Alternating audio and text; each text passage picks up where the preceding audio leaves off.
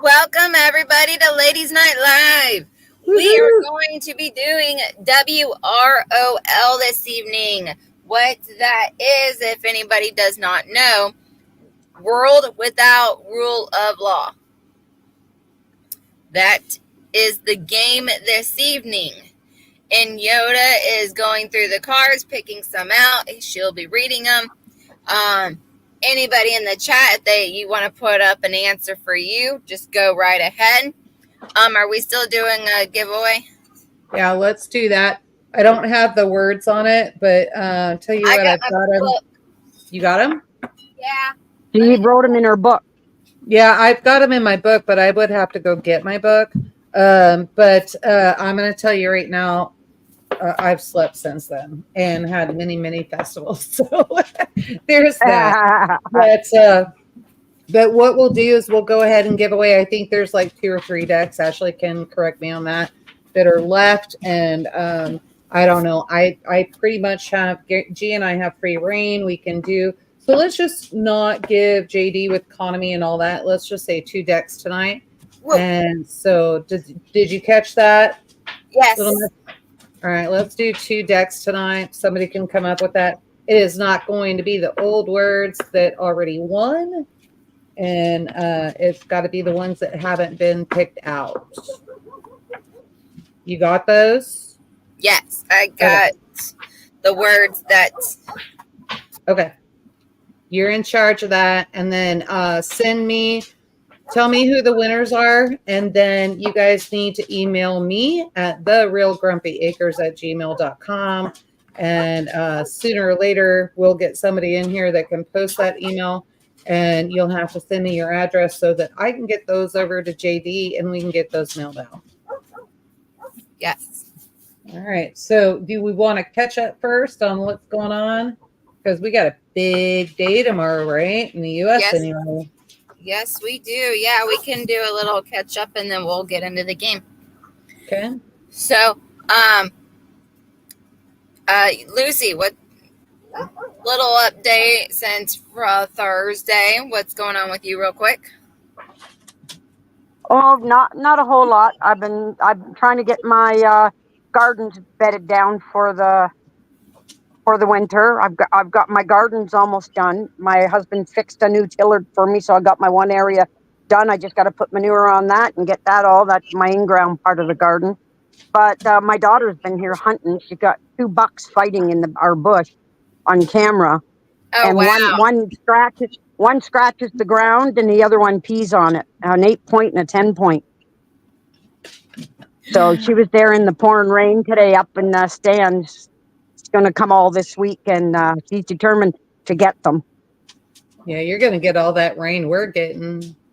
Girl, get ready. Yep. My rain gauge can't even keep up. It started overflowing. I was like, screw it. I'll just pay attention and see what's coming down, what it looks like. But tonight we're expecting 2.5 inches. That's after the last 2 inches we got last night. And then I think we got 2 inches before. And I just keep watching and making sure like we're not getting ready to flood. So yeah, I'm on a hill. There you go. We just had some rain Saturday, brought us in a little bit of a coolness, our Florida cool, not y'all's cool.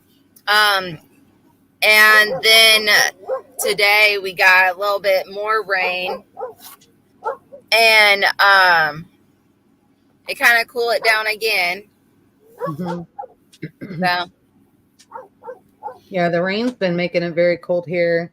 In fact, that's what, if you hear a clickety-click, that is not Manfred. Manfred has not risen from the dead. That would be the guardian dog, who must have her claws, and I cannot trim those because she is in charge of taking animals out and that kind of thing, which Skates and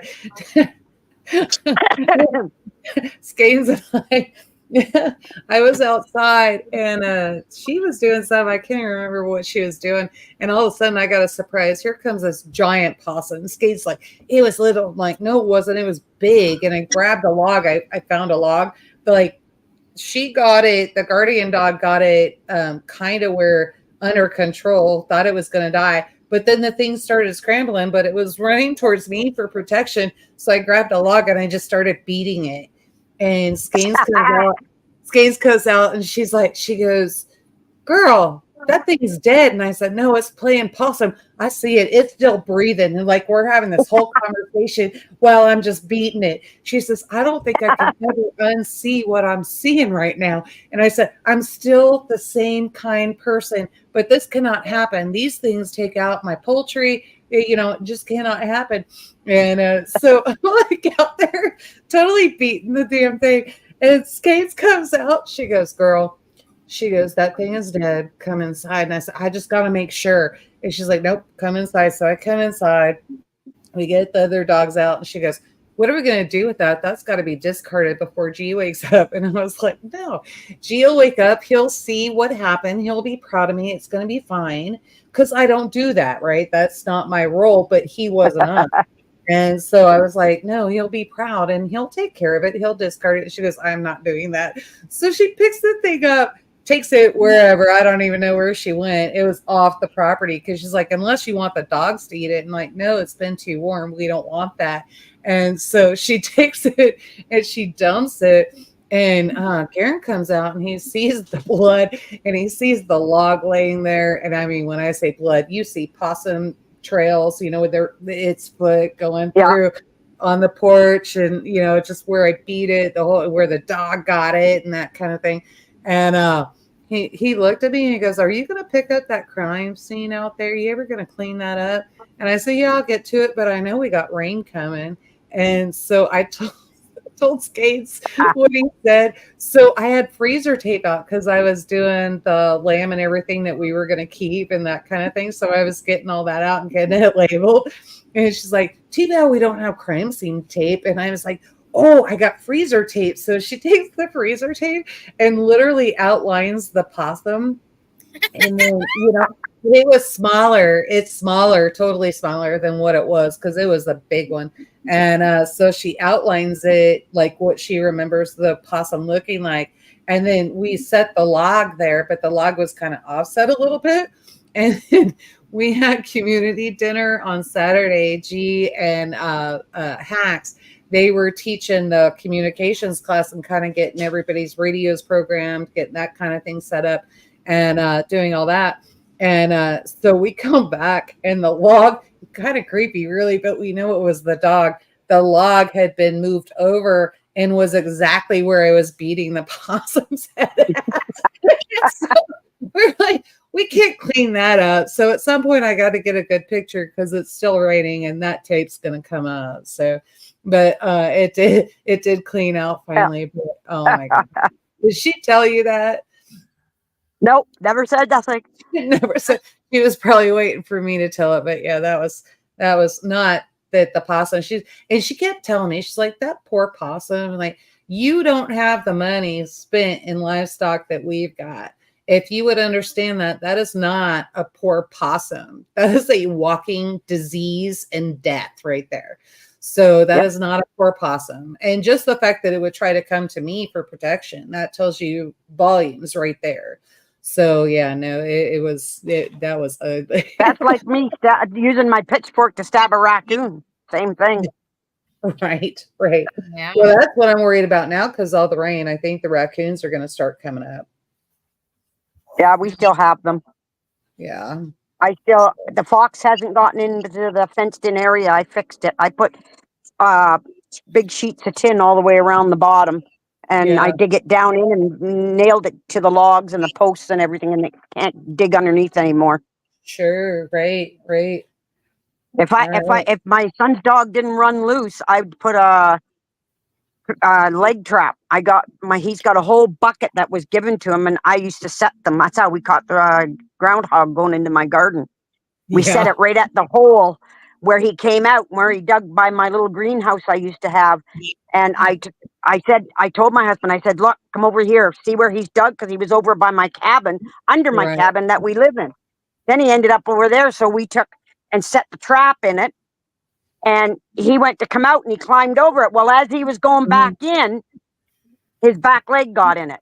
So he was trying to pull himself in and he couldn't. So I had this big long spear, sharp steel, and I went right through the ground and right through him. Boom. It took all my strength.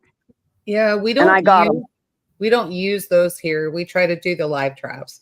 And we tried, I think it's the one that I killed, I think it was the baby, and the baby did get away. And so the baby, we tried to get into the live trap, and it was like, no, the chickens and turkeys taste much better than what you're putting in here. Because Garen's like, get me the most foulest food that we have in the house. And I was like, well, this is all I have. This is left from a week ago. And he's like, I'll take it. And it really, I guess it wasn't foul enough. The dogs liked it, but yeah. Anyway. So yeah, we've got a big election coming up tomorrow. Anybody that early voted, please make sure that your vote went in. If that means that you got to go stand in line and make sure that your vote was counted. There's all kinds of shenanigans going on. I was talking to these two before. The reports coming out of Pennsylvania are insane. The reports coming out of Seattle and Portland are insane. And then we got some information here in Kansas as well. There was a tap that was put out, an app or something like that, link that you can go into, check and see if your early vote counted. It'll tell you whether or not what your voting status is and whether or not you voted. And everybody that early voted, well, I'm going to say a couple people that early voted, it shows no results. So they need to go vote.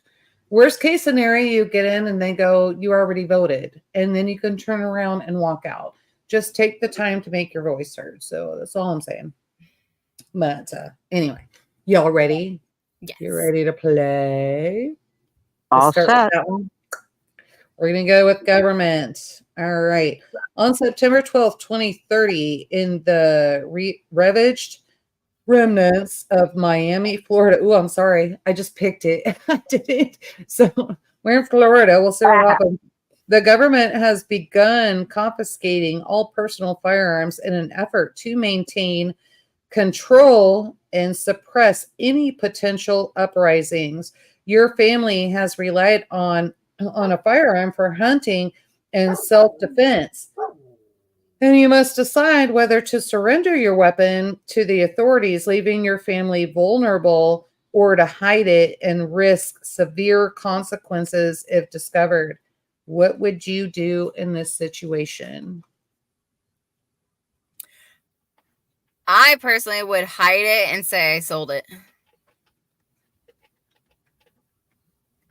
Say like, oops, I lost the paper that's saying on I sold that firearm. That's what I would do. I don't even know in that scenario. I don't even know if they would be able to, if they're confiscating firearms. You know, I'm thinking maybe the internet isn't even up. They're not going to know who registered what, right? So yeah, I don't even know that you'd have to volunteer that much information. But if you do get caught with it hunting, there's a consequence. So who's actually hunting? So Little Miss Prepper, if you are the one making that decision, but your husband is the one hunting, are you willing to know that he's going to suffer the consequences and not you? Yeah. Yeah, I know he would probably do it that for me. And then also, I'm thinking, knowing that we have so many other ways of hunting, not just with a rifle, but small game. Sorry, I got this hangnail thing and it's really bothering me. I keep on picking at it. I'll send you some of that too, but just know it's going to be frozen solid when that package comes. Yeah. And so I'm thinking we would probably do other forms of turn that down.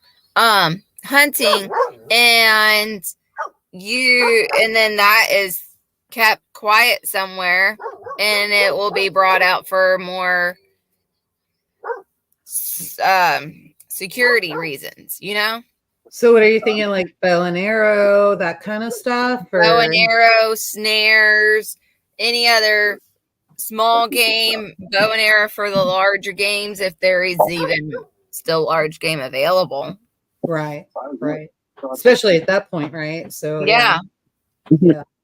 Okay. What about you, Lucy? I know you're a different country, but I'm just kind of curious what you think because you've already I seen some of this stuff right up there. Yeah, yeah, because quite a few years ago, they brought in the gun law where we had to register all our guns. Hmm. And I have I won't say names or anything, but I have a family member. Their family would not take and register their guns. They buried them on the property in a concealed container, Yeah, and it's been there cache for is like what we call 15, them 20 here. years. What's that? A cache is what we call them here. Yeah, okay. Yeah. And yeah, I would not surrender if like we don't have firearms here. We're not allowed to have firearms here right now at the moment, but we can have a bow or I hunt different ways. We snare rabbits. Mhm.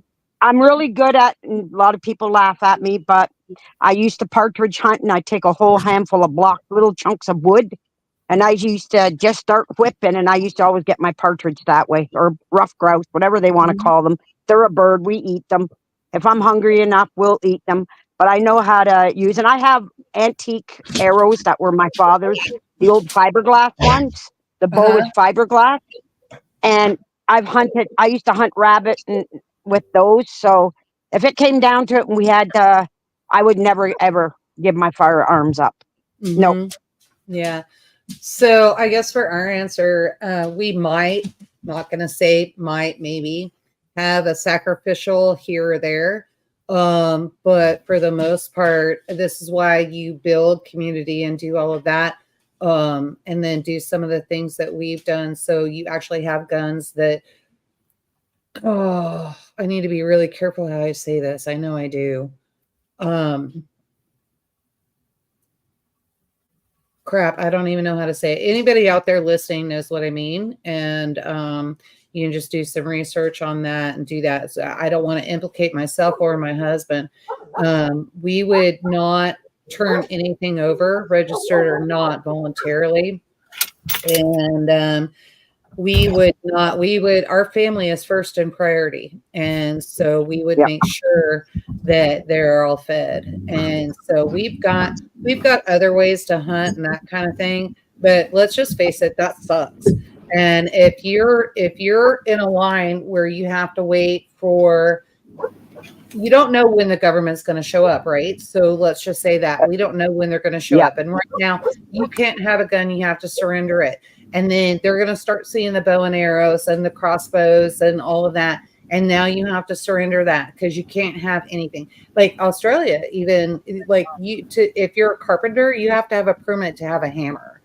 And so, let's just go look and see what they're doing. So now you can't have a hammer.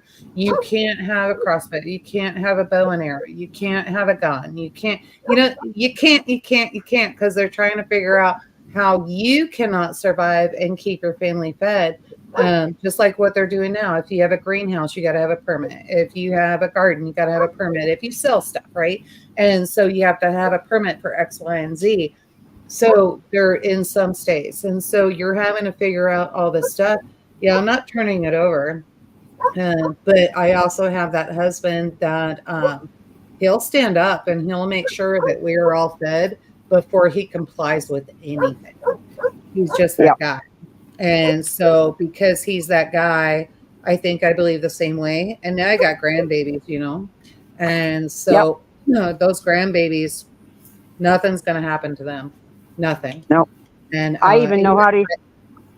yeah, I even know how to use a slingshot real good. I hunt with a slingshot, I and they're went easy to make. I went as far as even fighting the government because they were trying to put restrictions on campers and this and that, and trying to say you could only have a camper RV type situation. You can only have an RV on your land for 3 days. And I literally stood up. You guys, it's on video. I stood up and I fought them back, and I said, like hell. I said, you are not going to tell me how long my parents can come and visit me. My parents can pull their RV up and they can hook up any damn time they want.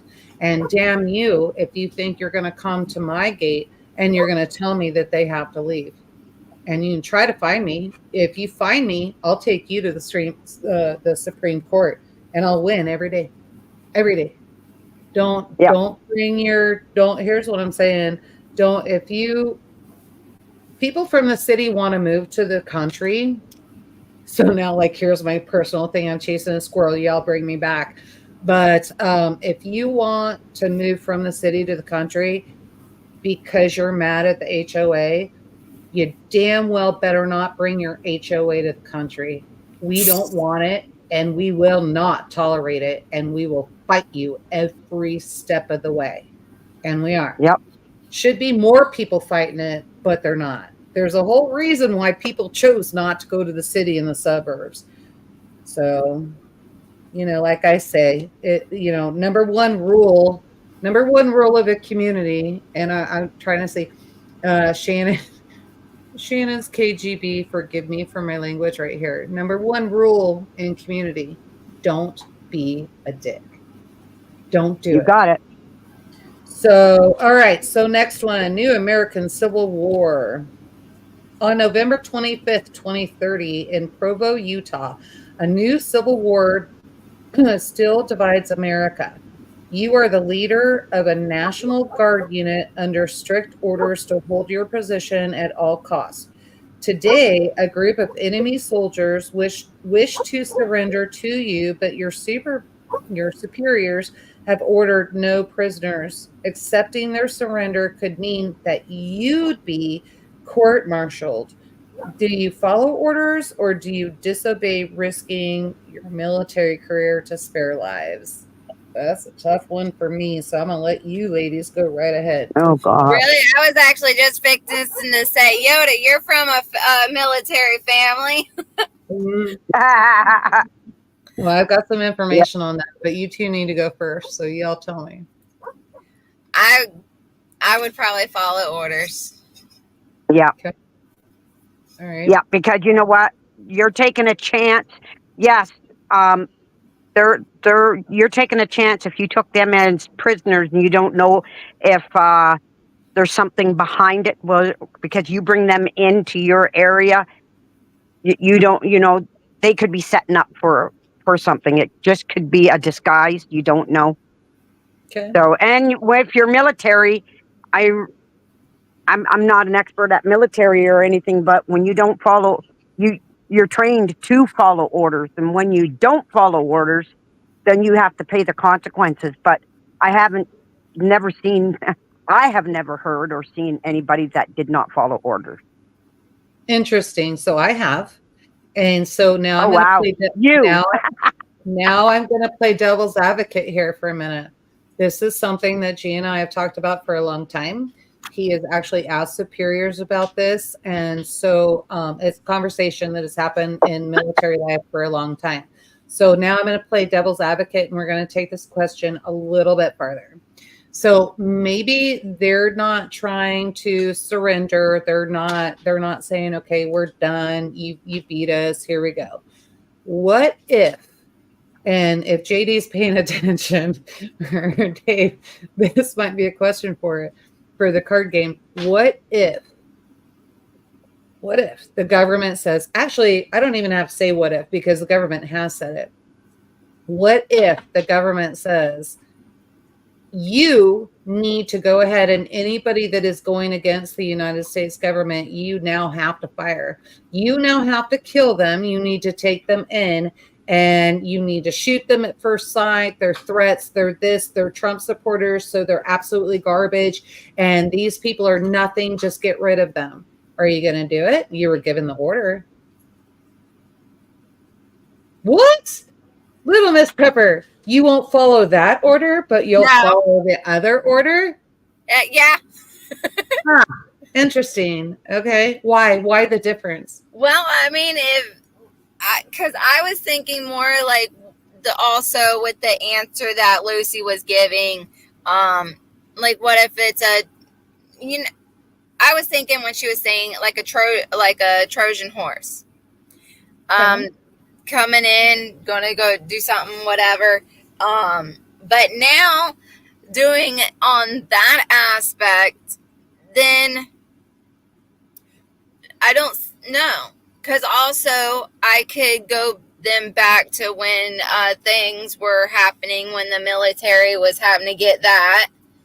And then they're like, we surrender. Well, and so I'm thinking that way too. So then Yeah. now I'm like, nope. So remember why Garen and I are here where we are, because he said no. Yeah. How many other military personnel said no, and look at where they are now? Now they're number one terrorists on the list. It's unbelievable. Absolutely unbelievable. And James Carroll said it good. He said lawful orders, lawful ... orders. And then, there's a problem because the jab wasn't lawful either. It wasn't. And so, you have to be careful here. They kind of catch you. And these were written way before the pandemic, right? So they didn't even know what was coming up. So it's kind of funny to me how everybody is just kind of, there in that. But okay, so Lucy, so you also commented the same as Little Miss Prepper. So now, do you change your mind when I present it to you that way as the devil's advocate? Or do you stand firm on your decision? You follow orders? Lucy, are you there? She's pretending. Yeah, I'm here. Okay. No, I'm thinking because you were talking about because of the jab. I have a grandson that worked for a company, and they used to do pipelines and stuff like that for the government. And when it was the jab time, contractors were forced to. Yes. Yeah. And it wasn't mandatory that they had to get the jab. So he had he refused and he never got it, but he never lost his job either.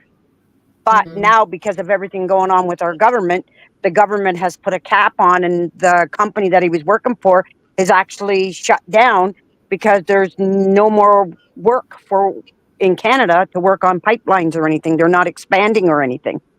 So, but well, no,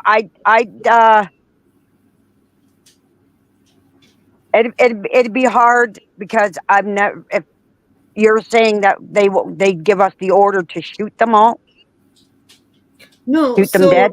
There already is. So our president has already said that our arms can be taken away. They can shoot us. They can do this and that. We're garbage. We're trash. Whatever. However you want to do it. However you want to put it. And so, of course, nobody's doing that. And so, that's not happening. And then, also that is out of context. And so that's from several different people. But you can go back. We were actually threatened a few years ago. He literally said that the government owns all of the nuclear warfare. They own all the airplanes, the aircraft carriers, and all of that. It's documented. It's there. And there was nothing that we could do about it. And we needed to think twice if we were going to try to do something about it. So this is not the first time we've been threatened. I'm sure it's not the last time. We have the vote tomorrow. It's just going to get worse. I know it. And so, God forbid they do win. It's going to be it's going to be a hot mess either way. Oh, yeah. But the thing is that one's, I'm not having a hard time. I'm just trying to figure out the words to use. Well, we were actually trying to figure out how some of the commanders, colonels, generals, that kind of thing, were actually going to give that order. So if they're old school and they were actually taught, if they had a conscience, let's just say that, would you be able to give that order? And so I think that's the only reason why it's not happening. And, and then how many of the yahoos down below of the new generations would actually follow that order? And so, I wouldn't. Yeah. So I'm going to go back to, you have to turn the question a little bit. And G did not follow that law. Or that rule, and we knew we had to do something. What we did is we got in front of it. We changed things, because I would be interested in why they chose that other group is just absolutely evil. We're in the U.S. This is Utah border. We're not talking about foreign countries. We're talking about a civil war. And so I would want to know exactly why They think the other, Civil War, let's just say the other 50%, I think I fairly say that, the other 50%, let's find out why they're pissed off. What do they see that we're not seeing? Because let's face it, our paychecks are from the government. It's feeding our family. They are getting rations. They're getting whatever is Yeah. needed. And so, there is that. But, there's also the guy that's going to step up and say, you know what? Hell no, I ain't doing it. I don't care. And you sacrifice some things, you go and do some other stuff. God will protect you. You make sure, you're fed, your kids, your grandkids are fed and that kind of thing. And God takes care of you. Sold our house. Yes, he does. And had a job within a week. So, how do you explain that except for God? So that's just what I'm saying. But yeah, anyway. no, I agree with you. Before you read the next card, I want to tell everybody in the chat, join in on this conversation, everybody. Give out your answer to these scenarios. And also, we have 2 decks of these cards giveaway for free. You say a magic word in your phrase or words, and you will be getting a deck of these cards. There's 2 decks left. And if you win, I will say that, hey, this person got it. And then you just need to email Yoda your address, and she will send you all over the deck of the cards. So everybody in the chat, join in on this. Yeah. And for those of you that are not on our channel, you're on Little Miss Preppers, that you're going to email me at therealgrumpyacres@gmail.com. And you can always go to our About page and get that. So, all right. Oh, I don't even know if I want to do this one. Natural and man-made disasters. On September 1st, 2031, a powerful drought plagues the agriculture heartland of Nebraska. As a farmer, you have a stash of water large enough to irrigate your crops or to supply the parched local small town. Do you secure your own livelihood or assist the community in the face of severe dehydration? I'm in the Midwest. I'm going to let you 2 take it. I swear, these are at random. I swear they are. I think well, that's actually difficult because, like you always say, Yoda, the community. You got to help. I mean, it's good to help your community. They can, they scratch your back, you scratch their back.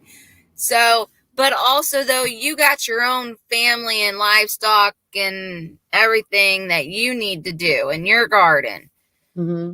If you have enough water just for your household, your property. This says enough for crops. For crops, okay. This is a lot of water. A lot of water. Okay.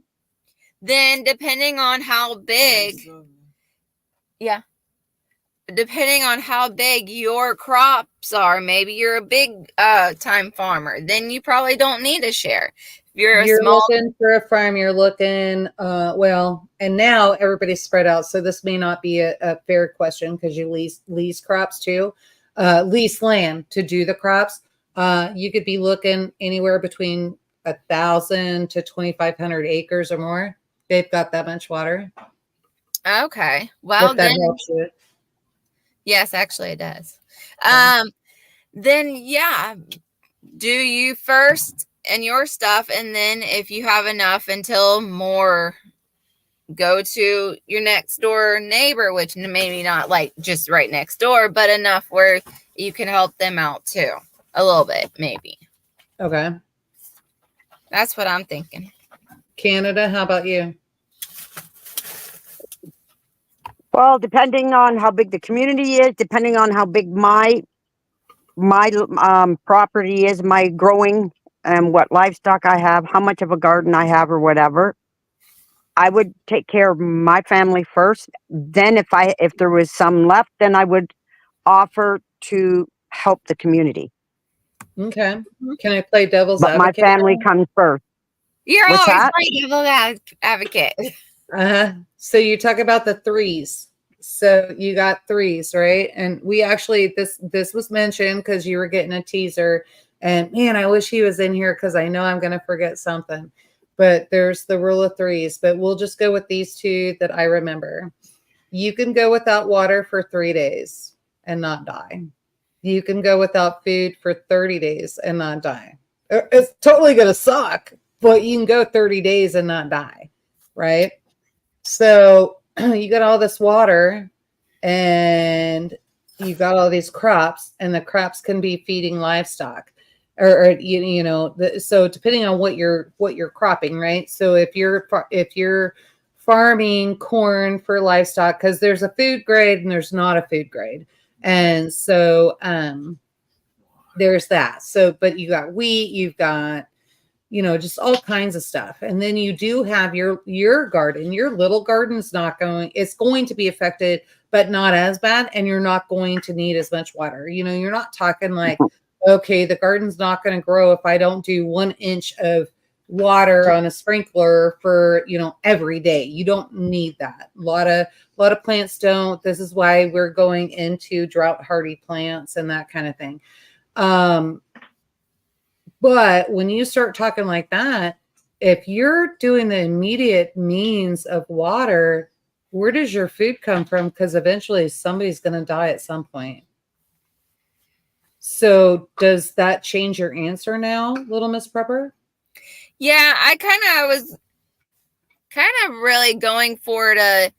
I don't know how long this is going to last. And I know if I can do my family and me first, and I know I'll ration what I give if I give to like just my neighbor, next one to me. Mm-hmm. But I probably wouldn't be like, yeah, you can freely take it, whatever you need. I probably won't do that. I'd be like, yeah, you can do enough for whatever. But because I give you this, I want something in return, maybe. Mm-hmm. Okay. What about you, Lucy? Yeah, well, depending if it's depending how much water I have, depending on it really depends. You're in a drought. And Yeah, Kansas in has a drought. been in But a how drought long for of a 4 drought? years. You don't know. We've been in a You drought don't for know. 4 years. We have been in a drought for 4 years. What do you do? We're having a hard time getting ponds filled up, the lakes filled up, the rivers filled up. What do you do? Yeah, it would change. And that's serious. That's my not family first. Advocate. My family's first, no matter what. Okay. All right. My family comes first. Okay. And if we're in a drought, because I've been where our well has almost totally dried up. We had a really hot summer and we had to haul water, which we can because we know where there's natural springs and everything. Right. And we have water for the livestock and everything, like I do barrels and everything, but we also have the big swamp in the back that feeds naturally and then flows underground and comes back out from underground, and it never dries up. It runs year round. Well, and let's just point out, as preppers and homesteaders and that kind of thing, let's point out this is where it becomes very, very, very important, extremely important to make sure you have the proper filters and be able to get your water filtered out so it's consumable. Yes. Right? Yeah. Yeah. Yeah. Oh, yeah. And so somebody said something about how big your community is. I think that was you, Little Miss Prepper. So community comes in several different forms, right? So you have your core, and then you have the people just outside of that, the smaller community that are getting ready, possibly, maybe, to come into the core. And then, so think of your core as your family, right? And then you have your tight-knit friends around that level. And then you have everybody else outside in that community. But then you have the people that are coming in and people that want to be in that are on that outside trying to figure out how to filter those three, right? Mm-hmm. And so that's kind of where your community is. And so, don't get me wrong, a community of many, many, many is invaluable. It really is. You want to pull everybody in. but you can't just say, okay, I'm coming to your community and I expect to be treated just like that core. It doesn't happen. You have to No. prove yourself, and you're not proving yourself like, oh, I can do this and I can do that, and I'm this person and I'm that person. Yeah, I tend to just kind of step back, and if somebody's got that talent, is that something I need to learn? Yeah, I want to go learn it. If somebody has a talent the same that I have, do I want to see how they're doing it? Yes, I want to see how they're doing it. Do I necessarily, if I miss that, do I necessarily have to be there? I really don't. I don't have to be there, because I know what I'm doing and what I've been doing for the last, how many ever years. I'm not giving up how old I am. It works. Nobody's dead. So, but this is why it's important. But the only way that you can penetrate that internal core is to make sure that you are involved with that internal core and you're doing stuff. And I don't go out. I mean, we've done a couple things and we've said, hey, we've got this class. We're going to do this. We'll show this XYZ, blah, blah, blah. Hey, we got a work day. We'll do this. I was caught a little bit off guard on Saturday because I know I've like said, oh, I can do this class and that kind of thing. It can't, you guys know, I teach canning all the time. And so, I can teach this, but this person was so outside, which is kind of, it's my fault. I should have brought her in closer, and her husband. But she was so far outside of what we were doing. Apparently she never knew that I was doing these.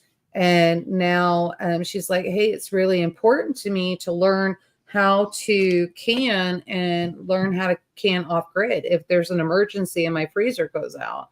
And so like, well, to me, well, that's stupid simple. Of course, you go ahead, you call a work day, we all get together, we do it. And she's like, but no, I need to know how to do it. So in some way she may still be a lone wolf, and I don't even know that because I haven't really got a one-on-one with her. But at the same time, it may be, I don't want to depend on anybody else. I need to do this. When you're talking about 300, your average hog that you're putting in the freezer is anywhere between 300, 350, sometimes more. And so you're getting that in. You're talking about a lot of canning. You're not getting that done in 24, 48 hours. And so, it takes a community to do that. But, this is where I think it's important, especially with food preservation. We need to be talking about how many coals is 350 degrees, how many coals is 425. When you have water in that and you're starting to pressure can, where exactly does that heat need to be versus where the canner needs to be? Do I need a rack? How tall does that rack need to be? And this is all going to depend on our elevation as well. And so, this is really important that we were talking about this and we're doing all of this, but there are some people that we forget where they are on their journey and they're just not there. And so how easy is it if one of us that have been doing it for a while, we can say, hey, come on, because y'all know when it's hot and I can't do it, I got propane going and I got a fire going, and I can throw my little rack. It's got a handle on it. I can make the fire. It's good. I can separate everything. I can put the canner back over it. So like some people look at my canner and they're like, what is all those burn marks on the bottom of your pot? Well, because I cook over open fire too. So that's what all that is. And so, I'm not one of those that's going to waste, an hour with chemicals and everything else trying to get those scorches off. No, that's a badge of honor right there. And on each one of them. So, so these are the things we need to do. So we need to understand when coming into a community, there's different levels, but we also need to understand, don't just go, everybody is so busy, they're all doing their own thing. If there's something that you're really serious about, then you need to be asking other people. If you don't want to talk to the men, talk to the women. What do you know how to do? Can you show me this? Do you know somebody who can show me this? Do you know somebody who knows XYZ? We can usually point you into a direction. And so, look at Rabbit. Rabbit's buying drinks for everybody, ladies. And so, I've never had a tequila. Isn't it fun? You're not missing anything. And so, unless it's Hornitos and above. Isn't it fun to start meeting people and then they in turn can turn you to other people? So if you need Hmm. to learn how to can off grid, if you need to learn how to do that stuff, you can learn all that. And that's why it's so important for me to give these classes and make sure everybody knows how to do it. So Just like when I just like when I last year when I it was 2 years ago when I was given gifted the pressure canner. I've always water bath. I've never pressure canned. Remember, yeah, I was talking to you, Yoda, and you told me yeah, what to do, and you gave me instructions and everything. And yeah. I think everybody's biggest fears when they're doing it is trying to get that jiggler on without getting burnt from the steam. More than anything, I think they're more intimidated by that jiggler. Here, the USDA has people so afraid of it exploding, and so that's part of the problem. But that's not going to matter whether it's in the kitchen, on a propane stove, or in the fire. There's safety Yeah, features on that now, so yeah, it's all good. yeah. I know growing up, my mom had one of those pressure that with the jiggler on it, and I know when I came in and I heard that, I'm like, oh, so we're gonna have some good dinner tonight. Mm-hmm. Yep. Yeah, for sure.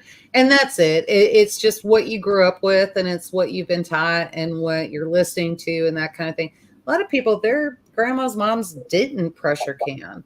And so you're trying to Mine learn it didn't. for the first time. And then all you see, like I had so many people from my class, they kept telling me, they're like, every time we searched the internet and we searched YouTube, we were so overwhelmed. Everybody has a different opinion. Everybody does something different, that kind of thing. And so they were stuck. They were at that stuck mode, right? Not, I wouldn't say necessarily paralysis, fear by, or paralysis by fear. I would say that what it was is that they just didn't know what was reliable, what wasn't, right?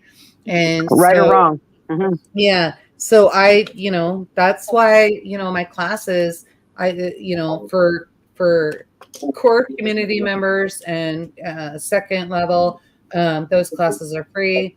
And anytime you guys see me at a festival, if they offer a class, I am usually there doing a class. Demonstration is different than a class, but my classes, you get me all day. I usually serve you lunch and they run about $135. And believe me, I don't see all of that money, but because we have to rent space and that kind of thing. So, but you do walk away with quite a bit of knowledge, tools, and what you can that day. And so, I have no problem teaching somebody. I mean, good Lord. I wasn't stupid enough to turn away a bunch of ranchers and farmers and say, no, I'm not going to teach you. I taught them, and now I get so many stories and I get so many friendships. I'm happy with that. So, hey, I might need a cow. Let me call Paula. Paula's coming over for freeze dried food. So I will get a chance to corner her and make sure I got a cow lined up.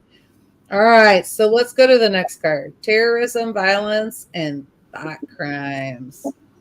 Kind of talked about that a little bit, right? We went over water, we went over food, went over some of that stuff. On October 31st, 2029, in Salem, Massachusetts, a gunman targets a busy Halloween festival. A group of friends become separated during the chaos, and one of them must decide whether to search for their missing friends in the dangerous area or to seek safety in a designated shelter. If you were that friend, would you prioritize finding your friends or ensuring your own safety? Wow. So obviously Lucy's thinking. Well, Miss Prepper, what you got? I don't know. That's a little tricky. I kind What of is want it? to, cause well, how good of a friend is this? That's a good question. So I think you could take that on any level. So Yeah. I mean, Rabbit here is saying safety first. I would if this is a friend that's more like I don't hang out with all the time. I don't like it's just a random friend. Then I'd probably do me. Safety first, like Rabbit said. Me. And then, but if this is a friend that's probably more like family almost, then I would probably try to look for them. Okay. Lucy, what you got? Well, it would be my safety first, because growing up, friends that I thought were friends, yeah, never panned out, and I never really was around people a lot, and I always had a hard time trusting anybody, whether they say they're your friends, doesn't matter, and even family. You can, some family members can turn around and, you know, yeah, we'll have your back or whatever, but technically, really, they could panic and take off running and forget about you. I would my safety first. Sorry. Okay. But you realize both of you are saying your safety. So here we go. I'm going to analyze and be devil's advocate. Oh, here we go. Both of you are Here saying comes our teacher again. your safety first, but your safety is in a shelter. Are you going? Yeah. Mm-hmm. You're going to go to the shelter. Okay. Little Miss Proper, you go in the shelter? I mean, if I go in the shelter, then who knows if I'm going to be able to get back out of the shelter to go find my friend. Oh, my. Okay. So you would go find the friend, but you would wait until the all clear, but not necessarily anything that we've learned in the past few years. So we get to see this.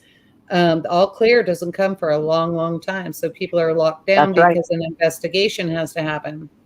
So now you can't get to your kids, you can't get to your grandchildren, you can't get to, your husband or whatever. So you're locked down. So do you want to change your answers, or you still with where you're going? Because you know what I would do? I'd just flee. Having them thinking that I'm looking for my friends or whatever, I'd just flee. Yeah. And I'd find my own place to hide. All right, I'm not going to a concert with Lucy, so that's final. So hey, I've been to a concert once in my life. A Darius Rucker concert with my daughter, and I tried to get her to get up in the aisles and dance with me, and she wouldn't get up in the aisle and dance with me to the music. Yeah. Right. All right. So, I'm kind of curious where you want to go here. So, like Rabbit, one of the things that he's saying, my friend would have to keep up with me. Mm-hmm. I kind of like you that. Lost your friends in the crowd. So Rabbit, did you lose your friends, or did you get separated and lost from your friends? So now so it's up to you. Do you go to the shelter, or do you think your friends are actually going to come back for you? So there's another scenario of that question. Yeah. And that's also then another thing is, like, even if I am really big, if I notice I'm starting, things are getting crowded, like leaving a concert. Mm-hmm. Oh my goodness, everybody pushing, trying to get out. I am holding on to the person I'm with, even if it's your shirt, the back tail end of your shirt. I'm holding on to it. Yeah, I've been in New Orleans and that feels. So yeah, I've been in New Orleans and that feels. So I think, especially if you look at, like when the Chiefs won the Super Bowl, and my daughter, my son-in-law, and my grandchild right there by the front stage, and they were going through all that.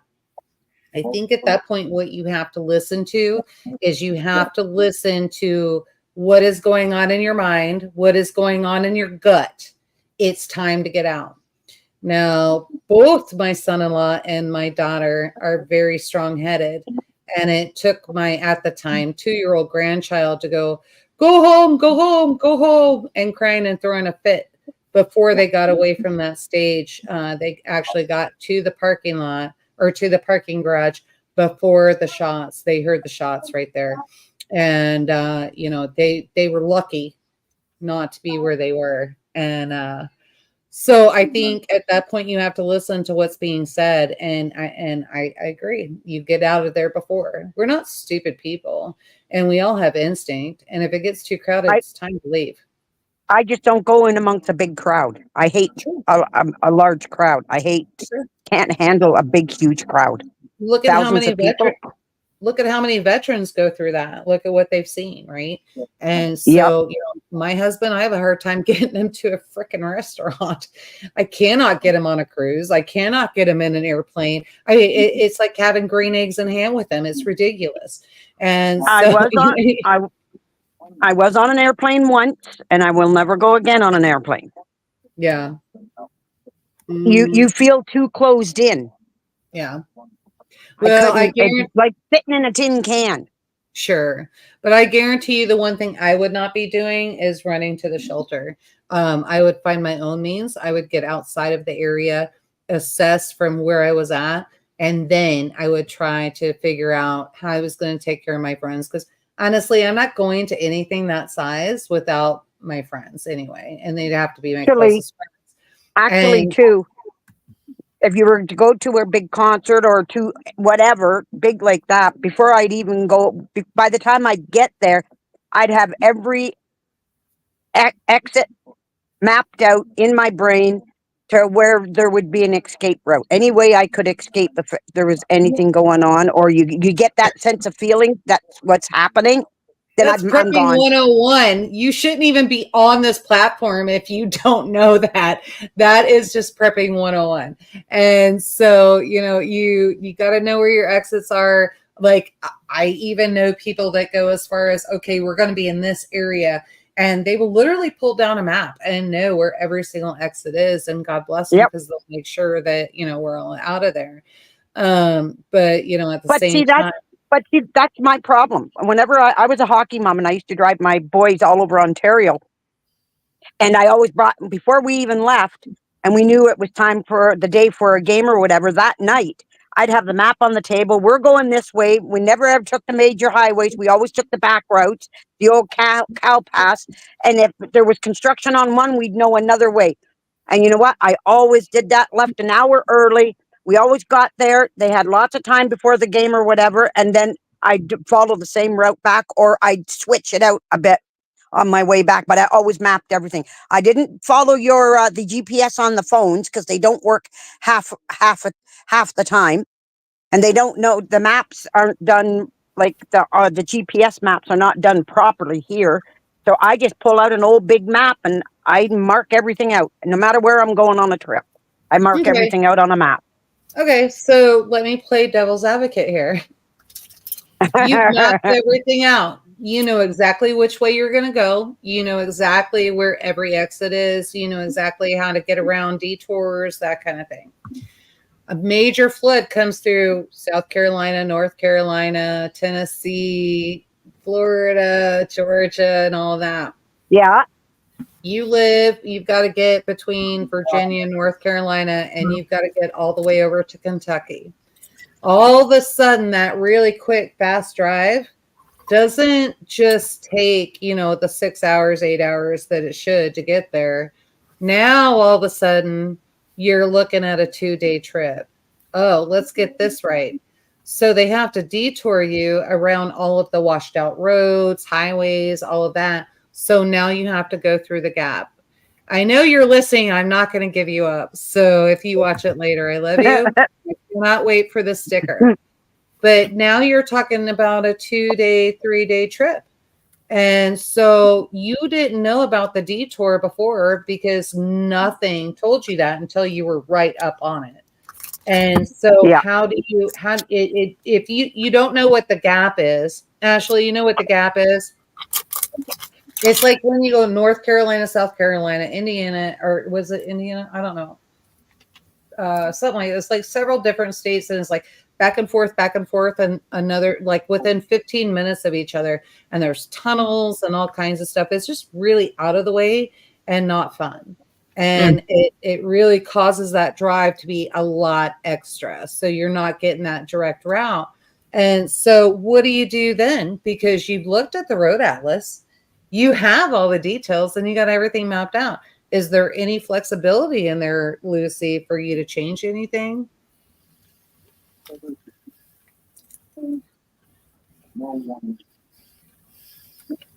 Oh, you see what Karen said? Right. Yeah, that's true. Right. Don't work anyway. Yeah. See, we had flooding here from where I live to get out to the main highways, I have 5 different ways to go. And out of those ways, there was 2 ways that were totally flooded. The first time we drove through, well, before they shut the roads down, we were driving through 2 feet of water on our main road that we take to go out to town or out to the main highway. Sure. But I already knew all the other routes prior because I'd travel them. Because we used to, when our kids were small, we used to take the kids on every country road that we could find that we weren't familiar with, and we got familiar with in all the areas, all the way north into northern Ontario and towards the south of Ontario. We can take back roads that a lot of people don't know, they're not familiar with, and where the rivers and everything run. Wait, let me ask you, how'd you learn that? You drove those roads, right? Yes. Right. Yeah. And so this is why it's important. You need to make sure that you're going those back roads. And I am going to cut you off here a little bit. I apologize. We can revisit if you need to. But I think this is important. How many of you can draw a simple map of, let's say, your local Wally World you frequent? Do you know where every exit in that store? Do you know what direction the main doors face? Well, so I should know.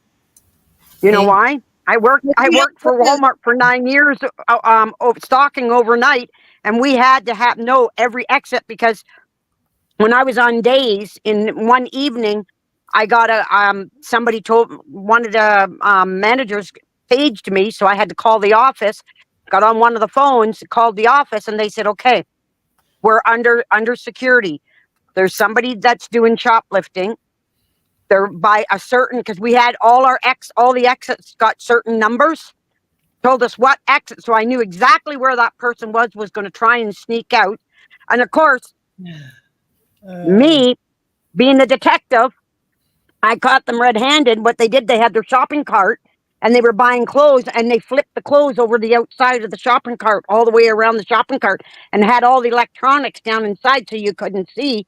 And when they went to go out the side exit by Pets, there was a car outside waiting for them while the police were already called, because they're on camera outside. And I detoured and cut her off. I cut the person off. Here, Miss Innocent, and said, "Oh, right, you need more children's clothes." My daughter and I, for 3 hours, walked this lady around that was stealing, and my boss told us to grocery shop with her, because they knew they were waiting to catch her, because they'd seen her before on camera.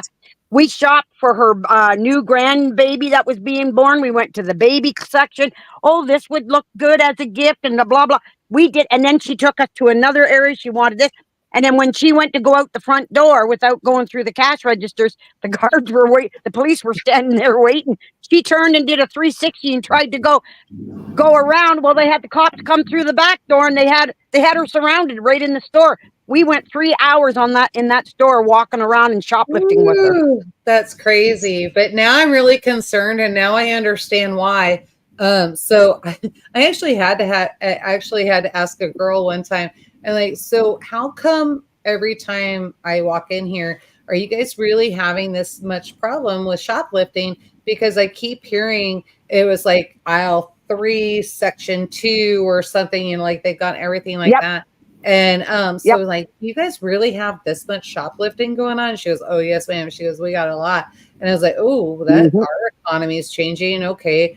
And then it was really funny, because I don't know where everything is, but it seemed like every time I put clothes in the cart, like no matter where I'm at, I always hear something over the security. PA. Like, over the PA. I'm going for the fitting room, and there, I hear a security call, like, "Oh shit, they think I'm shoplifting."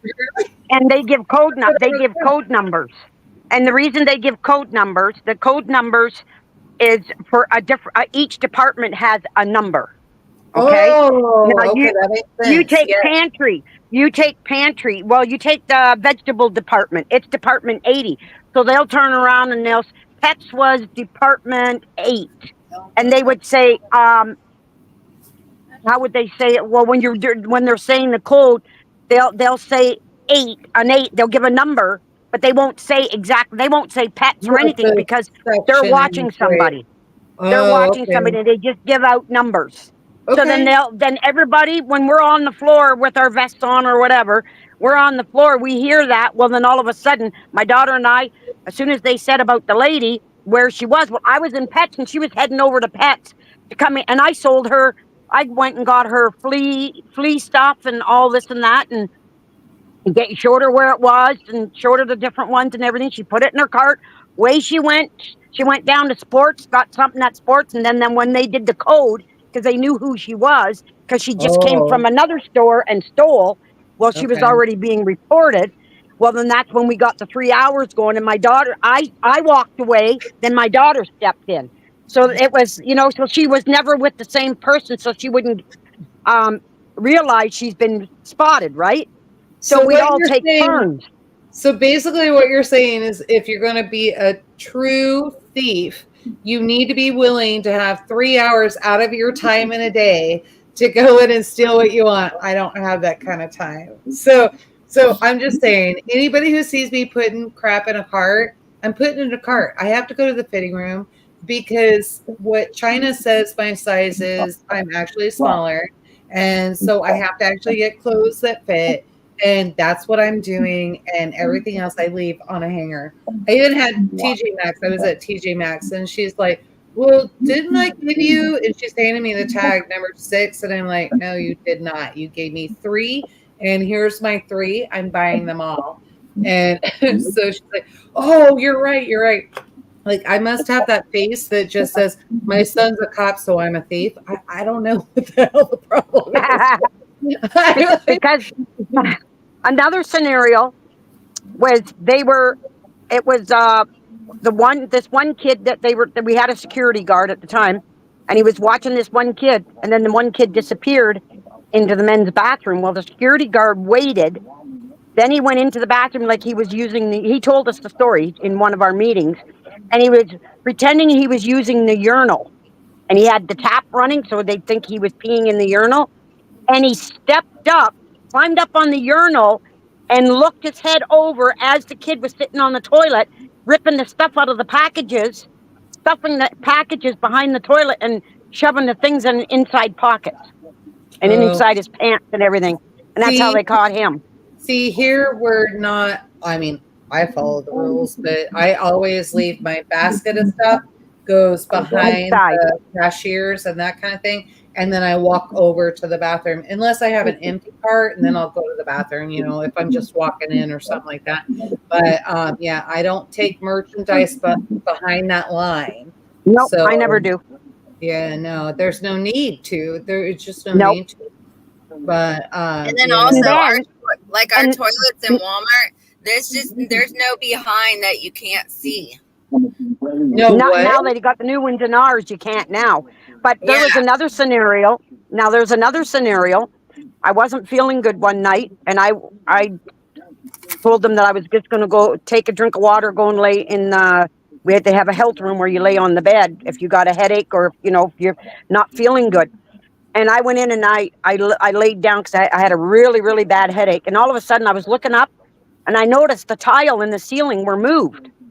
So I got up and I turned around and I called our overnight manager, and he got a chair. He came in and he stood up on the chair and he said, yeah, what are these moved for? And as he moved it, a whole pile of electronics come flying down. It was one of our own workers that was stealing and hiding it up there because there's no cameras in that area.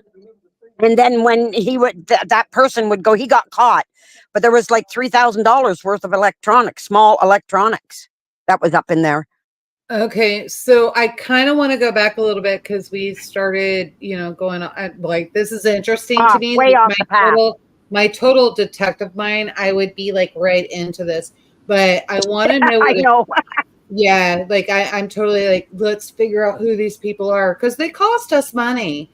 Like I pay for my stuff and everything is going up because people are stealing. This is not right. It's just not right. Plus the fact most of them are getting the government money, so they're getting our taxpayer dollars too. So there you go. Yep. Topo maps. Rabbit, can you elaborate on a topo map because I've never heard of that? I never either. G's watching the football games, so I don't think I'm going to get an answer from him unless I ask. And then I'm going to get a stupid look like I'm stupid. So, because I don't Topo know. map. Yeah, topo map. I'm wondering if those are the maps like, I don't know. So there's Road Atlas, and that's what G promotes and that kind of thing. Like we all have to have a road atlas, and then they have to be updated because you want new roads. Now, so something to keep in mind with everything that's happened on the East Coast, we definitely need to make sure that we have new road atlas. Here you go. Oh, topography. Topography. Topography. Okay. Now I need my phone. Topographic. Topographic. All right. So there's glasses. And then while you looking that up, I'm going to answer another question in the chat. Mm-hmm. Where is it? Oh, crap, I missed it. Andrea. She said, I don't know what y'all are talking about. Seems interesting. Well, we was talking about world without rule of law scenarios, and then it went off topic, and one of the scenarios we was answering, and so we were doing the world without rule of law scenarios, and then anybody in the chat is welcome to put what they think their scenario would be in the chat as well. Okay, so now I'm starting to realize that our friend is probably an engineer brain. That's probably why he watches us. So I think he's an engineer brain. So that is actually like a 2-layered map. A topographic map is a 2-dimensional representation of the Earth's 3-dimensional landscapes that uses contour lines to show the shape and elevation of the land. You go by your elevation. Yeah, I see why you're saying that, because when the floods come up and that kind of thing, it would actually tell you to go, or suggest to you if you're thinking as you're reading it to go the other way. So I totally get that. That's interesting because I don't think we have one, and I'm going to have to make sure G knows that. And so I'm going to. You learned something new tonight. We learned something new tonight. Oh, from him, you always do. Gosh, he's got so much information. He's a good cat, so. Still hasn't come up to visit, but he's a good cat. So yeah, so interesting. So what was I was sorry, I was looking that up. Was there something on the question you had? I think I missed it because I wasn't listening. Oh no, I was just answering somebody in the chat area. Andrea was just wanting to know what we was talking about. So I just answered her that we're doing the rule without rule of law. Yeah. And we kind of get off topic every once in a while. Yes. Yeah, the flood areas and that kind of thing, whenever I needed that, especially when I was doing real estate and then doing all that, I could call up, hey, here's the address. And I'd call a friend of mine and I would say, hey, can you look up, I need XYZ. I knew if that was a 25-year full-time flood, if it was a 100-year flood, all of that. And he could tell me, and that's how we determined what the best land was for somebody to get on and be prepping and homesteading and that kind of thing. So yeah. Karen also put most Rand McNally maps are also topographical as well. We do have a McNally map, so I know Garen was talking about that. So I bet we do have one. I just haven't seen it. Because it was so convenient for me to just call up and go, hey, Craig, can you check blah, blah, blah, blah, blah, and he could look it up for me. So, yeah, County GIS does give you that information as well. It was just easier and less work for me to make a phone call. And most of those phone calls, I got a Friday night invitation to gin or bourbon. So, it's what it is. And how it would affect every single. I know. Hippocrates Garden. David. He's really good at bringing those types of maps up. With the elevations and everything. Yeah. That was really interesting. That was one thing. I don't remember if I touched on this or not, but when we were in Kentucky, it never occurred to me that we were in Kentucky and they were at a lower elevation than we were. And so I was like, all of a sudden I was like, wait, I need to check the elevation. We're getting ready to can. I'm running around. And finally, Jason just looked at me. He's like, look it up, Google it. And I'm like, but doesn't somebody at the university, we're at Kentucky University, somebody should know this. We're at the Ag Center. He's like, just look it up. You don't have to go find anybody. So I looked it up. Oh, I'm glad I looked it up. But it was a way big difference. So I needed to be at 5 pounds of pressure instead of 10. So what's your elevation? What's your elevation? We're over 1,000. We run about 1,002. We're in a valley. So do we. Yeah, we're in a valley. Kentucky, I'm on a hill. Kentucky, where we were in Bowling Green, was at 547, if I remember correctly. You can always Google it and then do that. Maybe I may have those backwards. I don't know. But anyway, so somewhere between 5 and 7. So I needed to be at 5 pounds of pressure. But Bowling Green, Kentucky, is he looking it up? So 2 separate words, Bowling and then Green and then Kentucky. So I can't remember. It was like 7 something or 5 something. And all I knew was I needed to be at 5 pounds of pressure. And that was a learning curve. And so I've never canned at 5 pounds of pressure before, because mostly our classes are between the Midwest and then over through Colorado. So 10, 15 pounds, I got it. But, you know, it was fun and it was learning for a lot of us over there. I'm glad I checked that, because it would have taken forever for mapping. Okay. Onyx Maps. .com. Okay. All right. Cool. So y'all write that down and then make sure you got that. I would do it now and then copy off whatever you can, because there's no guarantee after tomorrow. That not a scare tactic. I'm just saying there's no guarantee at what you're going to be seeing and doing all that, because we are going to get censored very heavily one way or the other, because we have all the way until January 6th. So it doesn't matter who wins. It's going to happen. Yeah. So anyway, yeah, I was looking up the backs. The Vac Master. The Vac Master. Oh, this is a game changer. Like even Garen. So Garen pulls out this whole lamb and he's like, I was getting ready to go to the city because I wanted to get all supplies before election, right?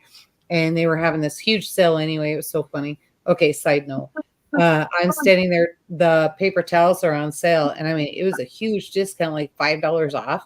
But you had to have this app and you had to do all that. So all us old people were standing around and we're trying to figure out. And here comes some other woman, and it must have been her sister. And it was so cute. She's like, yeah, here's the app and here's how you do it. So we're all loading it and getting everything through. And then I go through the cart right there. I'm taking pictures of everything to make sure I get the ultimate discount. And then some woman comes walking through and she's like, oh, Lord, we're right back there. Everybody's hoarding toilet paper and paper towels.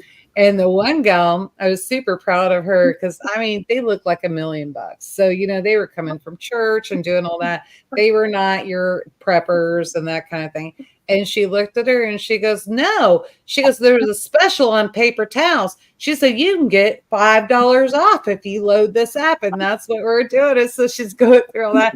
And the one gal goes, oh, yeah, special on paper towels. And so as she's walking away, I look at everybody and I'm like, you know what? Let her have her day. She can do her thing. And when her groceries and she's going to try to find things and she can't find it, and it all costs $50 more than what it was yesterday, that's her issue. That is not ours. Just let her deal with it. And so, you know, but yeah, any sale, they're starting to do the doorbusters now at Costco and Sam's Club and that kind of thing. Unfortunately, and I'm not going to lie, I don't care. I'm already on a list. And so it is what it is. You know, they want to know what you're buying and that kind of thing. Any membership card that you have, what I learned after downloading that app, all of those receipts and everything that you've bought, they're all in there. They know how much aluminum foil, aluminum pans, toilet paper, you know, all that stuff. There's record of all of it. They know what I got. And so they don't know what I use. And they apparently don't realize how much my children come up and go, "Hey, Mom, I need," and shop from all of our supplies. So there's that. But they'll be surprised when they get here. I don't know if they get here. But been on list since the 80s. Yeah, they ain't no lie. Rapid. I think Garen actually took our son to the what they called I think it was like one of the first tea parties. Claire McCaskill was involved. And Garen actually, he got home. He said, I feel really bad. He's like, I know I just got myself and Ian put on the list. Like Garen was already on the list because he was coming out of the military, right? And so so there's that. Well, I guess that would have been the 90s, but so they went there, and then we figured Ian was on the list too. Ian's like, I don't care.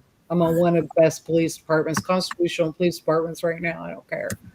So if you hunt, especially, I don't know what they're talking about, but yeah.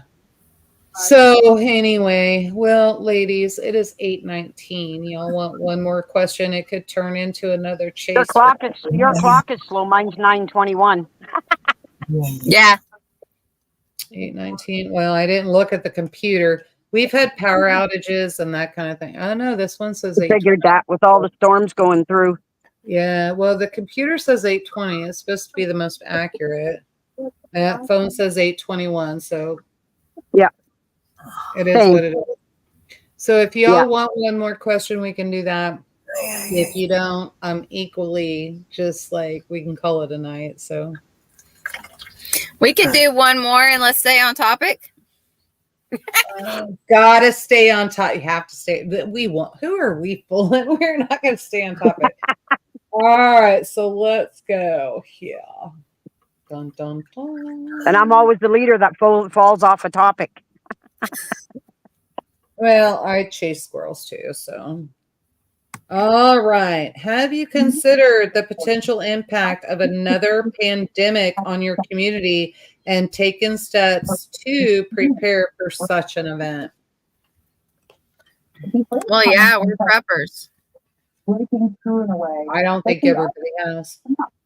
You say that, and you said it really fast. So your community, it says on your community, have you taken steps? No. Lucy? For another pandemic? Mm-hmm. Yeah. Nope, I don't believe in them anymore. They're just trying to scare the people. Have you taken steps for your community if they call it? Because they're just going to, we all know now, they're just going to call it. I'm waiting for one at 7 a.m. tomorrow morning, believe it or not. Yeah, you're stocked up on paper towels. You're good. And toilet paper. No. So, all right. So I guess we are going off topic and it's my fault. Damn it. Dang, man. So, one of the things why this is really important, why it concerns me is because, a lot of people, and this was random. I did not purposely pull that. So if y'all know, I've got stacks of cards here, and what I've been doing is I just kind of pick and then pick one from there, from the center, and then go on. I just think it tends to work a little bit better after us having to rubber band, that kind of stuff. But one of the reasons why this concerns me, about the vote tomorrow is who knows what, so Kansas has already put out, I don't know if you guys, well, Lucy, you wouldn't see it. Ashley, I don't know if you'd see it, but Kansas already put out tomorrow's vote. That is the day that how you vote, who you are, and they make it very clear in this commercial, all of your, so get this, preppers, all of your vote will be recorded, who you are, your family and friends can see it. They can look you up. They know how you voted. It's going to be recorded. As far as I know, that hasn't happened since I was 18 years old. And so when I was 18, they had me, I think I registered as a Democrat or whatever. And so if you look me up online, that's how it says I'm a Democrat. So very interested to see how many people and what the intent was to scare them off so they don't vote because they don't want their stuff recorded. Because it used to be you could just vote anonymous. Yeah, that's why I was actually wondering about when you was saying the early voters, you can do like an app or a link and see about that. I'm like, I was thinking, how can you do that when it's anonymous? Right. So I almost wonder if they're not, I'm going to look this up because I almost wonder if they're not looking for volunteer information maybe. And so, oh, look, Paula's looking for freeze-dried food. She's like, hey, she must be watching us. Hey, Paula. Let me go and I think it's right here. All right. So it is myvotinfo.voteks.org/voter view. So I'm guessing instead of putting Kansas in, then you can put in, whatever your state. So like Mo would be MO. Super, super weird. Yeah. So you may be voting in the morning. I'm hoping I'm voting in the morning. But yeah, super weird. I thought everything was supposed to be anonymous and that kind of thing. You can see me as how I vote. You shouldn't know. Now all of a sudden you know how I vote. What changed? What's happening? Who are you trying to scare off from voting? And this is like a huge thing, right? So maybe this is a thing that they found legal for Kansas. And so, what did we have in Pennsylvania? You had government supposed workers that had badges on them. So yeah, you could vote early, Skeins, but this is how this came up. And there are some in the community that voted early, and it shows that they still need to go and vote. But you're in a different state, so you can't check yours.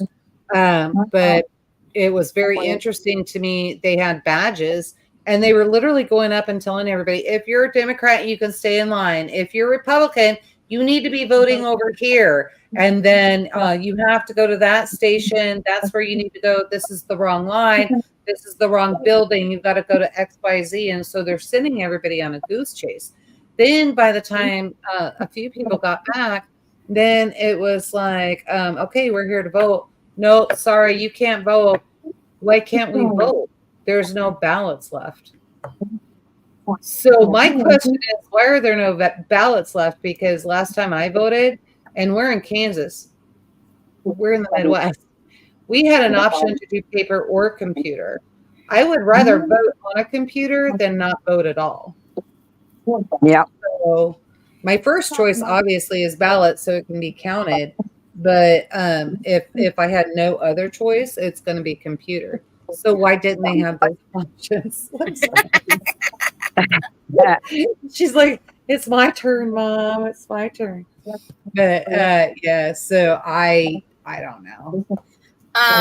Like Blue Butterfly here in Florida, we show an ID and they find it in the book, color in the little circle, and then they give you a regular plain old ballot that has nothing on info on you on it.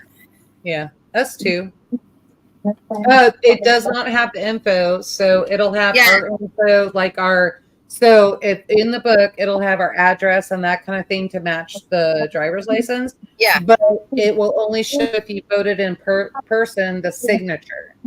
I don't know if early voting, I'm not sure that signature shows up. I've never done it, so I don't know how it works. But yeah, I don't know how early voting goes. I've never done it before. Yeah, I'll have to find out and see. Maybe I'll ask tomorrow. So our voting poll, they're pretty cool, small town. So it's township type deal. So I can ask them tomorrow and try to get that information for Thursday. But kind of see if if they early voted, did their signature actually show up? Yeah. So that would be curious to me. So I'd like to know. Let's see. I've heard when someone voted for now I'm gonna have to put my glasses on, y'all. Or Mr. T went to VP Camel-Toe. That Mr. T voted and it went to Camel-Toe. So how do you know that? So is that rumor? Is that fact? Is that part of this back door? We know how you voted. We're going to tell all your family and friends. I think what they're trying to do is they're trying to embarrass everybody. And I don't know Mr. T personally, but I would think after ads, things like that. Is he even still alive? I don't even know if he's still I alive. think. Oh, I was thinking that she was talking about Trump, Trump. Yeah. not Mr. Mr. T. T as in the A team, but Okay, well, that's what I was thinking. Was like 18. You say Mr. T, I'm thinking like go chains and don't mess with me, you know. Yeah, no. So, but sorry about that. So yeah, no. Trump is not going to vote for Kamala. He knows she's a disaster. It's just not going to happen. But what I've heard is that Yeah. what's happening is the people going in and voting for Trump, but actually that vote is being turned over and it's showing that they're actually voting for whatever her name is. Who knows? Who knows? Yeah. We just don't know. So we're still using the same machines that the CIA put in Venezuela to overturn their vote. Yes, that is what we're using in our country. And so we now have those machines. That is how we're doing our vote. You know, there's just no telling. And, you know, I'm so tired. I never, ever in my lifetime I never ever saw that I would see what is going on now in my lifetime in America, especially after everything my family has done for this country. And I'm talking mom, dad. I'm going to go ahead and talk myself, my brother. I'm going to go ahead and talk Yep. my husband, you know, my grandfather, you know, my great grandfather. Let's just go all the way back to Yeah. George My Washington. grandfather, my Let's father. go all the way back to George Washington. Every forefather I had was in the military. And now you're going to tell me that everything that they stood for and fought for is worthless. And let's just say it. What you're saying, these votes not being reliable and that kind of thing, and it's just going to go the way they want it. You're calling it bullshit. There's no democracy. Kamala said it. There's no democracy. The only way you're going to get democracy is if you vote for her entire campaign. Sorry. Miss Pepper's like, oh crap, you're going to get us canceled. I'll get the second strike. And then you guys won't see me for a week.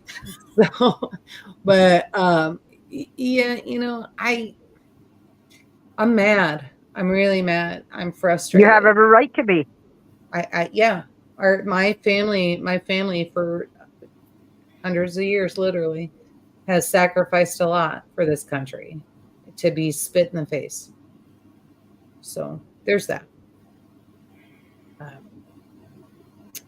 We'll see what happens tomorrow. And I think, you know, just like I say always, I think that we need to be really careful. Let's not put ourselves in situations where we're angry and frustrated. I'm probably talking to myself right now. yeah, you are. Let's not put ourselves into situations where we feel like we need to go fight and we need to defend and we need to do all this. Let's just let's sit back. We'll just see what happens. We'll see how true democracy takes itself and works everything out. If it doesn't work, we'll figure everything out from there. Can't ignore One day, it. the way I look at it, the way I look at things nowadays, I take one day at a time because I could be here today and gone tomorrow. You don't know. Girl, I'm taking one day at a time. I mean, my true reality is I'm fighting freeze dryers right now and trying to get enough food for December 7th. So that's my true reality. But I am concerned. It doesn't stop me. I'm still concerned about what's happening outside. Oh yeah. Yeah. And oh yeah. So, and I know what's happening outside affects the community and everything in the future. Will I still truck on? I'm still going to truck on. Am I going to lose my crap and just go all postal?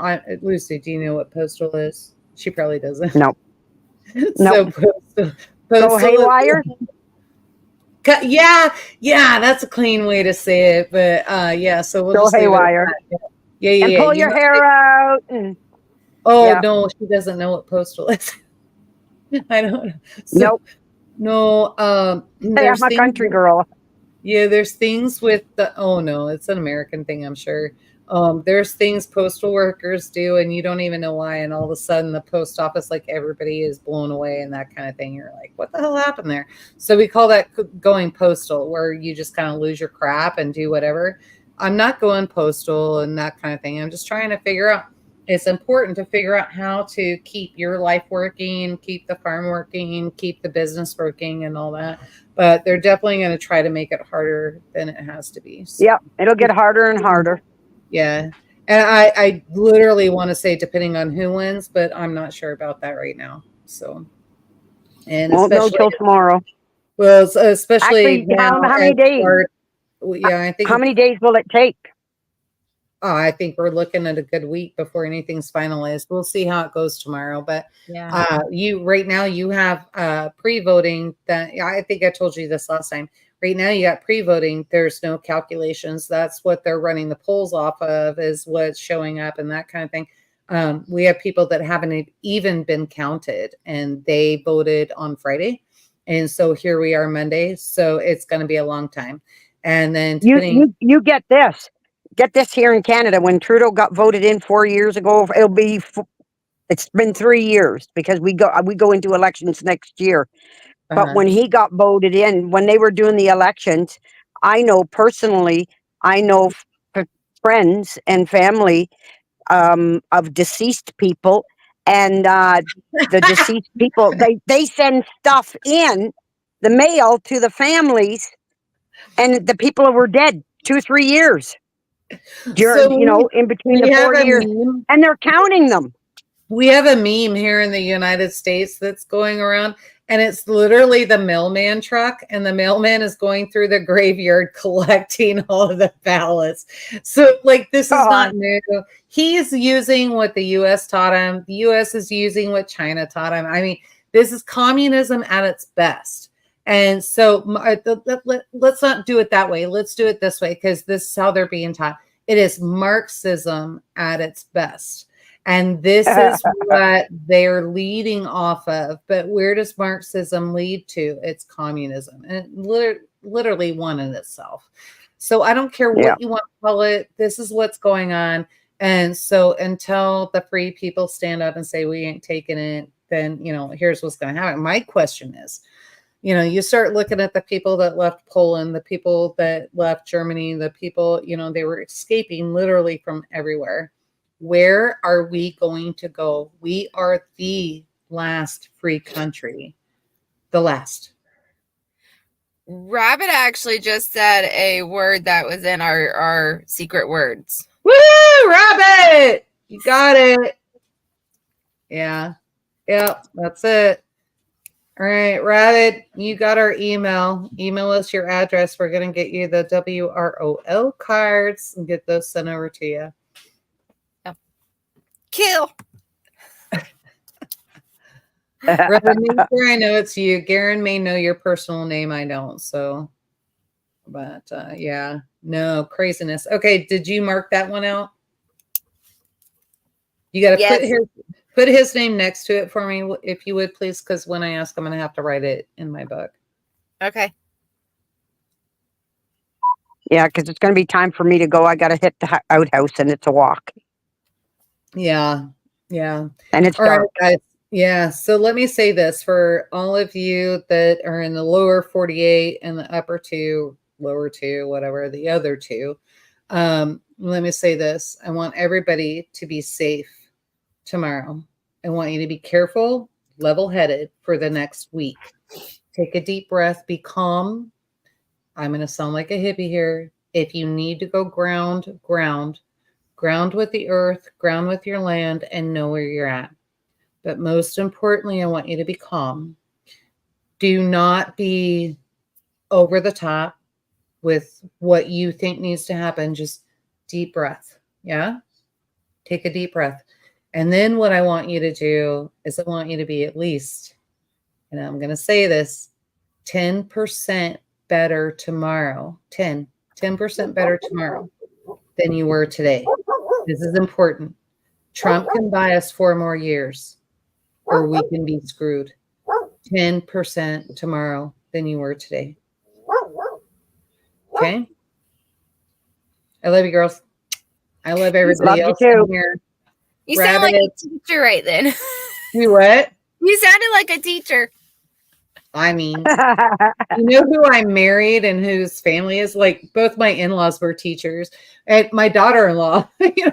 But yeah, no. So it's just this is so important. It's a matter of how you speak and if they listen or not. Yeah. So Yeah. it's kind of like if I demand you, you're not going to do it. If I suggest it, you're not going to do it. But if I say, you know, let's be level-headed, here's how to go, they're going to listen and hopefully they'll do it. Yeah. Yeah. Rabbit, I am not searching for your email. It's not happening. So you have to send me the information because if G doesn't see it, G's still working. So if he doesn't see it, yeah, it's on the channel. Yes. Okay, so he missed at Yoda. Yeah, it's on the channel. Yeah, yeah. So, but yeah, all right. Especially anybody in the U.S. So let me just say for you and all American, y'all be careful tomorrow. I don't know where you got to go vote, but you guys be careful. It's gonna be a madness. Well, whatever happens with you guys affects us all the time. Yeah. That's funny considering Australia is 2 years ahead of us and you guys only seem to be a year behind them. So I don't know. If that's the case, that scares the shit out of me. I'm not gonna lie. So man, I just all you can do tonight is pray. Just pray. Yep. Battlefield pickup. What'd he say? Battlefield pickup. Yeah, I don't want that. All right, let's get everybody out of the polls first, right? So yeah, I think it'll be fine. Anyway, no scare everybody tactics. go and live a life done free. Go sit quietly and go get your voting done. That's right. All right, guys, for our live at Grumpy Acres Farm, we will see you tomorrow night. And ladies, I should be able, and we'll see you on Thursday night. Yes. Hopefully I'll have a lot of information for you because this one here locally for the local government is going to get ugly. And I know that. Not federally, locally, it's going to be ugly. Man. All right, everybody. Anyway, you guys all have a good night. Have a blessed evening. Love y'all.